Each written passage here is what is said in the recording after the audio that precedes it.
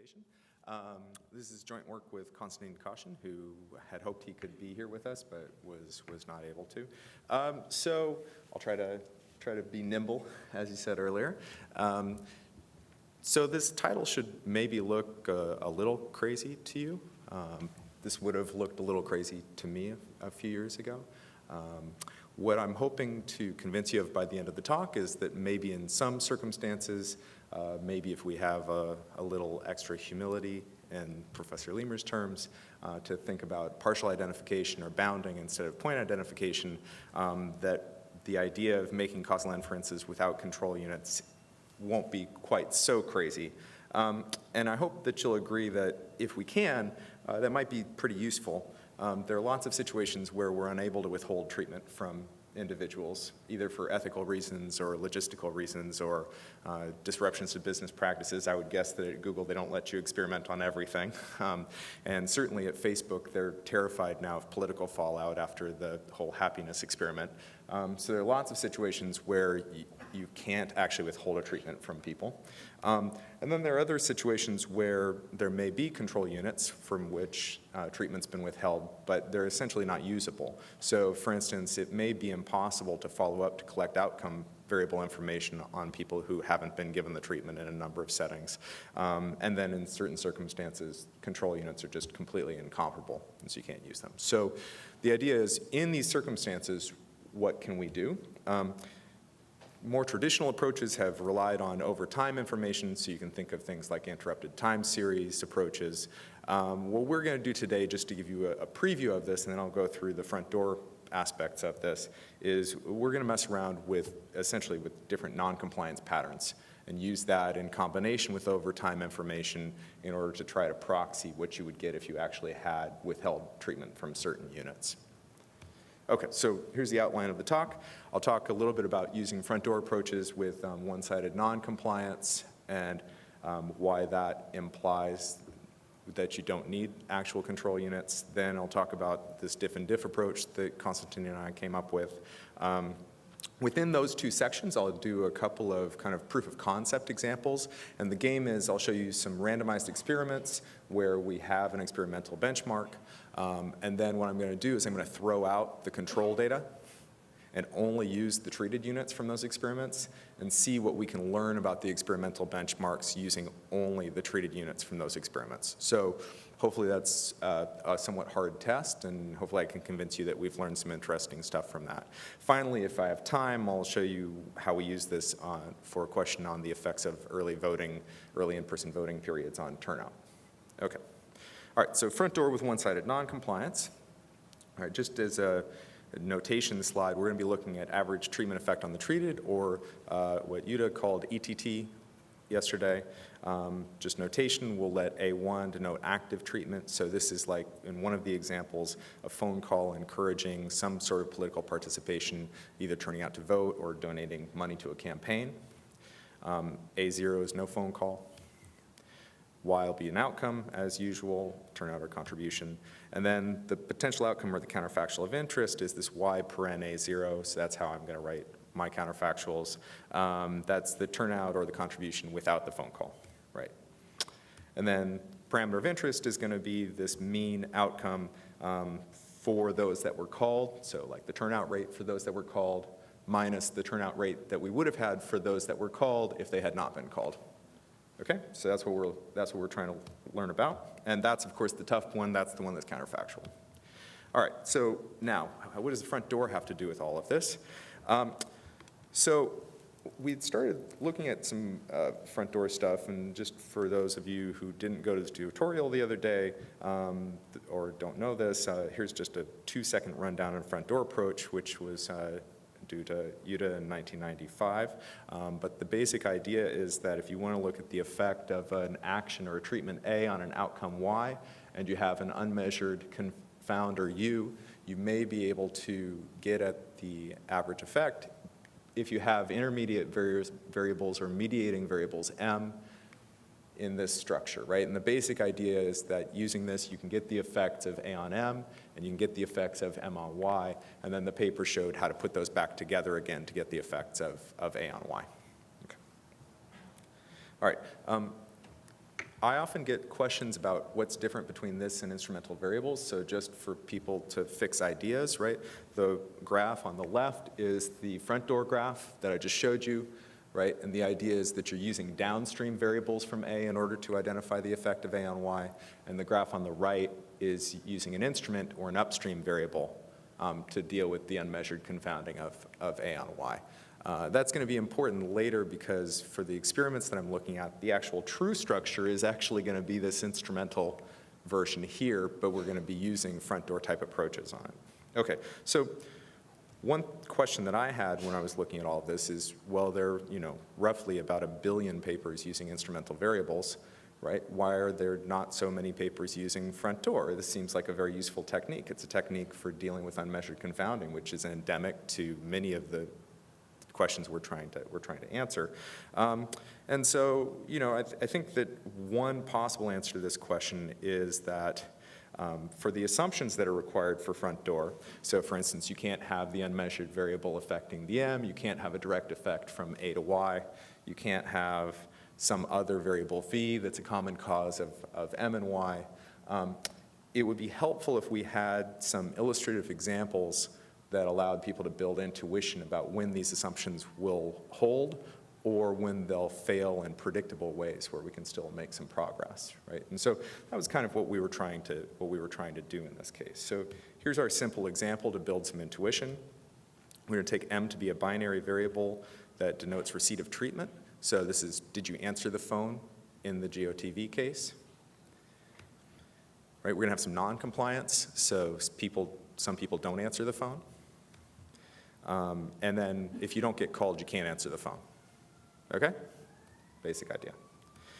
And just what do the estimators look like in that case? I've just reprinted the ATT formula up here. And to fix ideas, let's remember what we would do in kind of a standard matching or kind of standardization type approach, right? We would proxy for those counterfactuals using people who had not been called. That's the A0, right? And then you would weight them according to some pretreatment covariates X according to the distribution of those covariates amongst those that had been called in an observational setting, right? Standard approach. So what Constantine and I showed, and I don't think I'd seen this anywhere else, is that the front door under these circumstances does the following. That is, instead of using people who hadn't been called, it uses people who had been called but didn't answer the phone, and then weights them appropriately. Okay. So that's kind of interesting, right? Because the first thing you note when you see this is that, well, first, there are no control units in this formula at all, right? You don't need the people who didn't get called. The second thing that's a little funky is that this expectation includes individuals that are in this expectation also, right? So sometimes it can be helpful to rewrite this and think of it in terms of, so what is the front door doing in this case? It's basically taking the complier proportion and multiplying it by the effect of answering the phone. Right? Okay, but this is nice now because we have something that's relatively easy to think about, and we can think about whether the assumptions are going to hold or whether they're going to break. And those of you who know something about get out the vote studies will know that essentially we're not going to think that the assumptions are going to hold exactly here. All right, so I'll be fast through this. Constantine really likes making these pictures, and sometimes they're helpful for people, but I'll go fast so we don't take up too much time. So here are the treated units in a generic sense. Typically what you'd do is you'd find some control units, maybe do something like nearest neighbor matching to come up with an answer. All right, here's what we're going to do. We're going to take those same treated units, find the treated non-compliers, right? And then we're going to effectively match the treated compliers to the nearest treated non-compliers and the treated non-compliers to the nearest treated non-compliers. So effectively what this is doing is it's assuming no effect for the treated non-compliers. That's the exclusion restriction, right? And it's matching the treated compliers to the treated non-compliers. And you can show that this works out in the effective participation conceptualization as well. Okay, so what's important here is to remember what the assumptions are, which is that we're assuming no effect for the non-compliers to start with here, and we're assuming that amongst those treated, compliance is as if random. So in our example, that's probably not going to hold. Essentially what we're saying is amongst those that we called, whether or not they answered the phone is as if random. And that's almost certainly not going to be true, but we'll talk about that in a couple of slides. Okay. I'm not going to go into the generalizations of this too much, but we can take this to partial compliance settings and also multidimensional compliance settings. The key here is that it's one-sided, as in you can't comply at all if you aren't called at all, right? Or for the other examples we'll look at. So here's for multiple levels. So we have levels of compliance between L equals 0 over here up to some capital L. Right? And if you're willing to make certain linearity assumptions, you can do things like run additive regressions to get at this component here. If you go to a multidimensional setting, we can rewrite it in a slightly more complicated way. Right? Again, now we have compliance in one of two dimensions.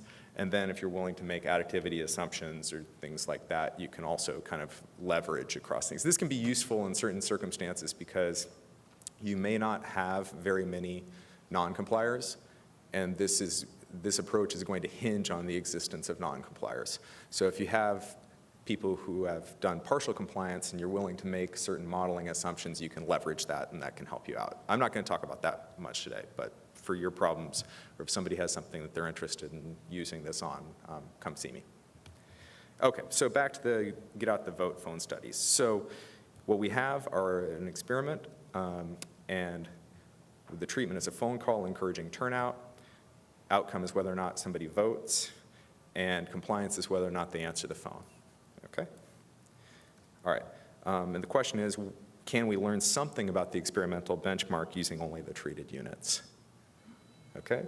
The problem in this case is that the true graph is not the front door graph. The true graph probably looks something like this, right? So the phone call was actually randomized in this case, so that's why you have it like that. And you have this V here. I'm using time and residence. That's kind of from the Gerber and Green textbook on what might go on here, right? So the longer you've been in residence, the more likely you are to answer the phone, also the more likely you are to vote, right?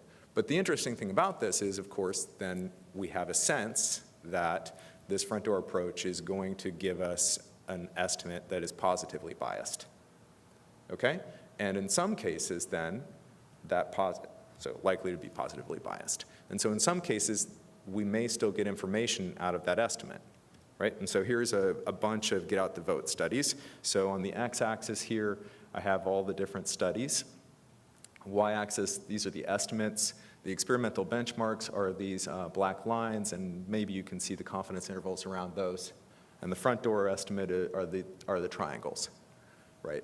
And so, you know, we know an awful lot about the effects of phone studies, phone canvassing now because we've run all of these experiments, but if we were to imagine a time long ago before we had all of this information, right, some of these estimates would have been quite informative in terms of giving us an upper bound on the size of the effect.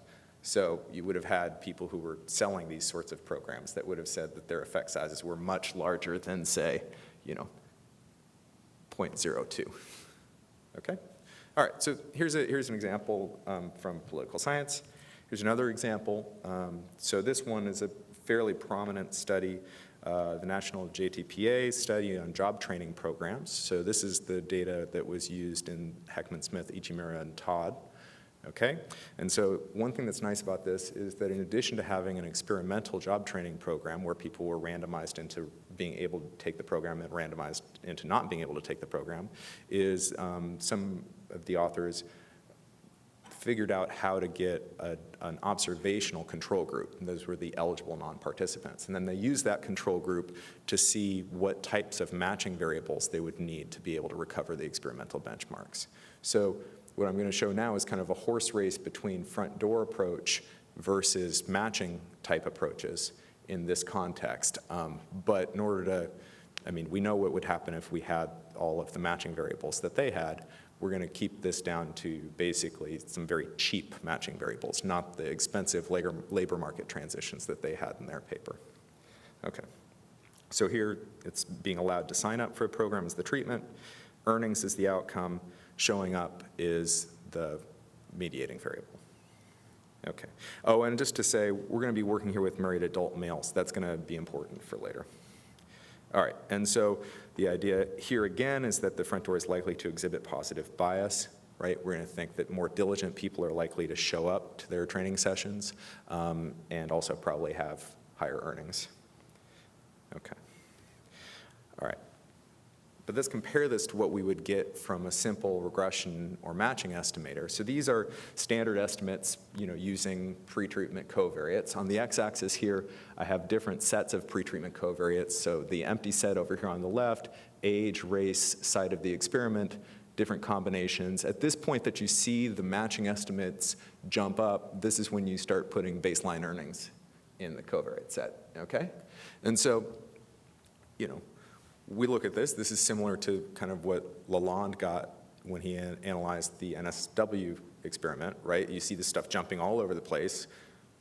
Do we believe it, right? Okay. Well, now let's compare this to what we would get from the front door in this case. Oops, don't use that button, sorry.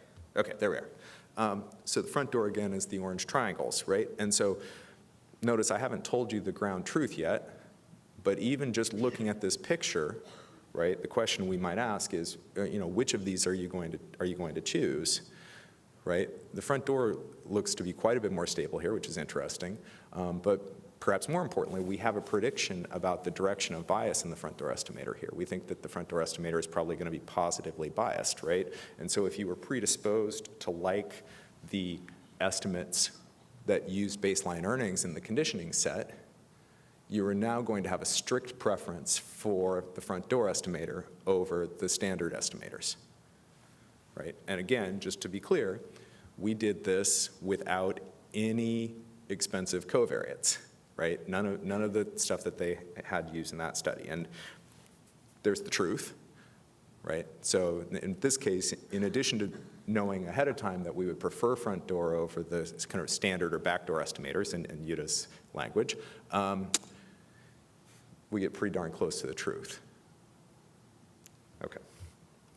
All right, so, but we might like to, in certain circumstances, what I leveraged was knowing the direction of the bias and when that might be useful. We might like to eliminate the bias sometimes, right? Or at least maybe get a lower bound on things if we have an upper bound. All right. So the general idea here is we need some group of observations. Oftentimes these will be pre-treatment outcomes for which we know that the treatment should have no effect. Okay? And then we'll use that to difference out. The nice thing about using the one-sided noncompliance here is we've effectively just moved the standard difference and differencing stuff that I'm sure you all know to the effect of participation, to the effect of the answering the phone. Right? So we just do, basically we get effective participation for the group of interest, effective participation for the differencing group, do a standard diff and diff on that, and then scale by the compliance rate. That's the basic idea. So the one-sided noncompliance just allows us to transfer standard diff and diff techniques to that second stage. All right, so how does this work? And just to be clear, right, we have to assume in addition that there's no effect in the differencing group, we have to assume that the bias is the same in the two groups. The paper has this written out much more explicitly. You can go see it there. All right, so the idea here for the get out the vote is, remember we had this time and residence problem, but what if we could find a group for which we thought that there was going to be no effect of the contact on the vote, right? And we could do a diff and diff with this group. Okay, so how do we find that group, right? That's not always obvious. If you have pretreatment outcomes, that's kind of the standard way to do this. You might have studies on heterogeneous effects from prior studies that you could use in this sort of analysis, and that's what we're going to do here. So we're going to use a study by Imai and Strauss where they randomized people to receive text messages, and they found that essentially the effects of get out the vote messages on 18 and 19-year-olds were quite small. So we're going to use that as our differencing group in this case. And then, you may have theory or other observational studies that have provided some information along these lines. We'll do that for the JTPA. Okay, so, and I'll just, also with the JTPA, sometimes we can relax the assumption of no effect for a bounding analysis. All right, so here are the studies, the get out the vote studies for which I have the age information. zooming in, and here the green estimates are the Frontdoor diff and diff estimates. Okay, and so you can see the approach, it's working okay here. It's not working fantastic. It's doing better than just the Frontdoor, so we're eliminating some of the bias that's coming from the Frontdoor, but at the cost of pretty wide confidence intervals in all cases. The reason being that just for some of these studies, there weren't that many 18 and 19-year-olds, right? And so this is one kind of problem or difficulty of the technique, right, is that it can be hard to find large groups of individuals for which you're convinced there's no effect of the treatment. And so that can be a problem. Okay, let's look at the JTPA study. What we're going to do here is we're going to use, again, we were looking at married adult males before. We're going to use economic theory saying that the effects of these programs should be smaller for single adult males, right? And so notice I said smaller, not nothing, right? So that isn't right. It isn't that there's no effect for single males. It's just that it's going to be, in a certain sense, small. Right, and so what we're going to be doing is we're going to be subtracting off something from our estimate for married adult males, but we'll be subtracting off probably too much. Right, and so the idea is then that the diff and diff approach should give us a lower bound, while the Frontdoor approach gave us an upper bound. And in fact, that's exactly what we see.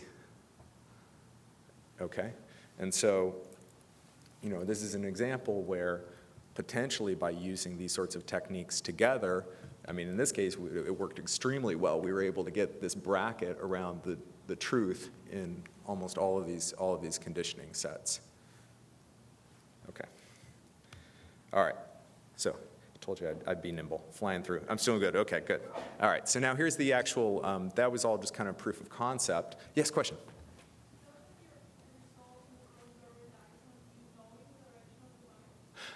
Yes, so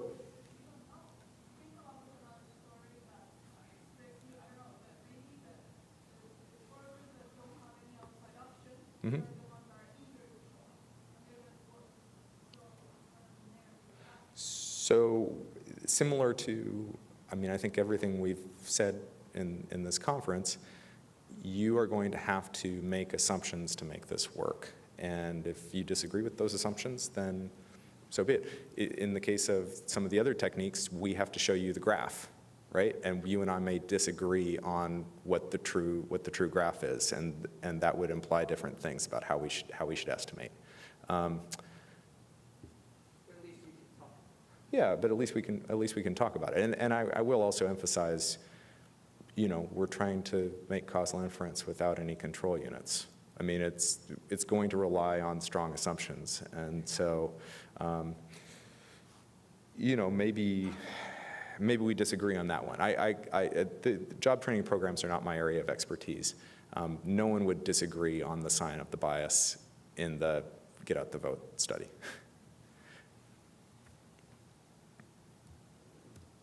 Okay, so I think there's a broader question which I think is very pertinent, which is when should we try to use something like this, which is going to be inherently a bit speculative, right? Under what circumstances is it worth taking that risk?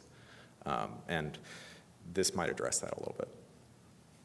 Okay, so early voting. So political scientists have been interested in, you know, what's sometimes known as discount voting, or programs to make voting easier. Right? And one of these types of programs is early in-person voting, and the idea being that you allow people not just to vote on election day, but you allow them to vote in earlier periods, maybe for a week or a couple of weeks ahead of time. And the idea, pretty simply, is that you're making it easier for people to vote, and so this should increase turnout. Okay.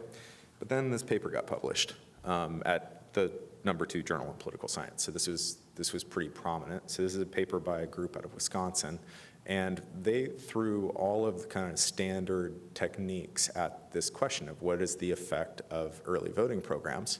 And they came to a somewhat surprising conclusion, which is that I have it in here in pink, that early voting actually decreases turnout.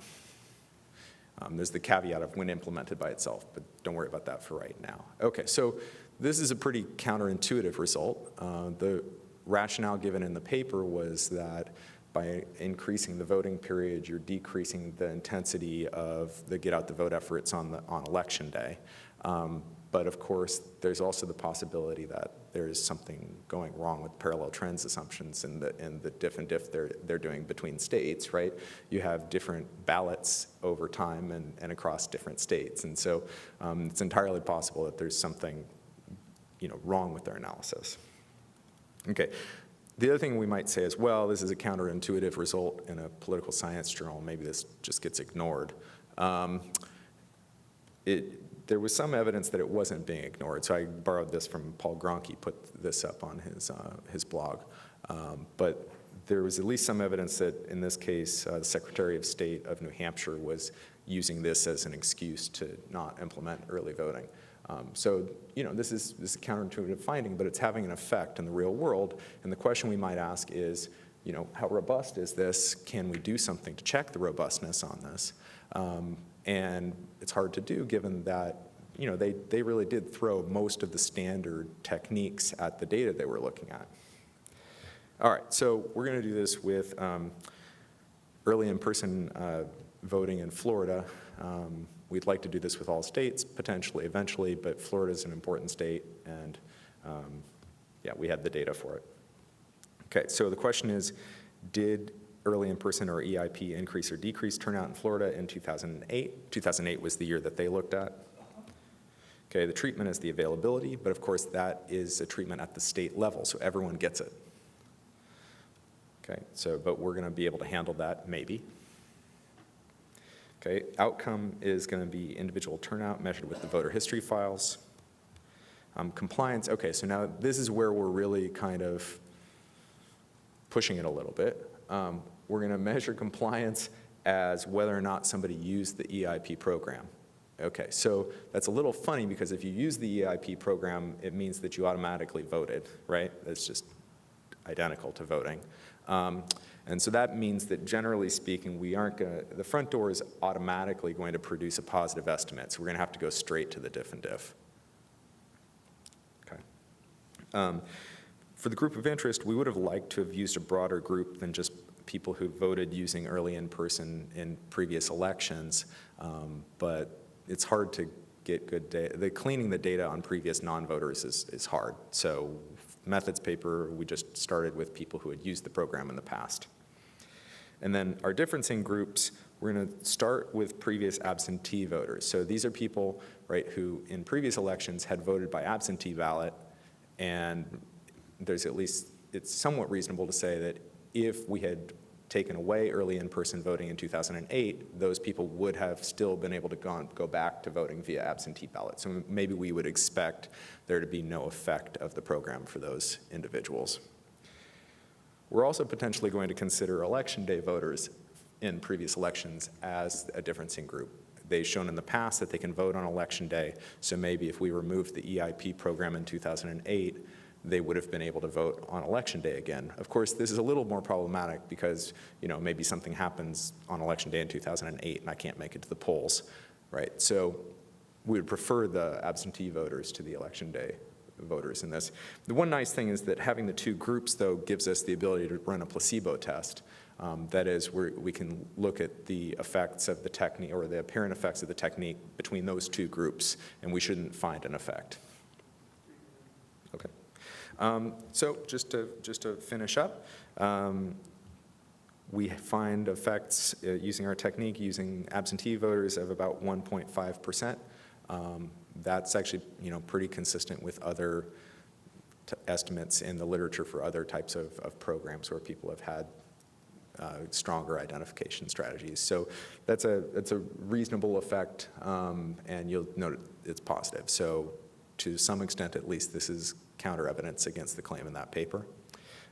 Placebo test comes in at about 0, so maybe we're doing okay. But yeah. So I'll just finish up. Control units, sometimes hard to get good ones, right? Maybe Frontdoor and Frontdoor diff and diff are alternatives in some circumstances. Works with no control group, sometimes more credible even if you do have a control group. And then, just one point, which I think is something that is maybe interesting from a design and a data collection standpoint is that, to the extent that this sort of thing can be used, it may be important to collect more post-treatment variables than we have been in some of our data sets. Okay, and then we can do partial compliance and so on, but it requires additional assumptions. Thank you to everyone, and especially thank you for inviting me.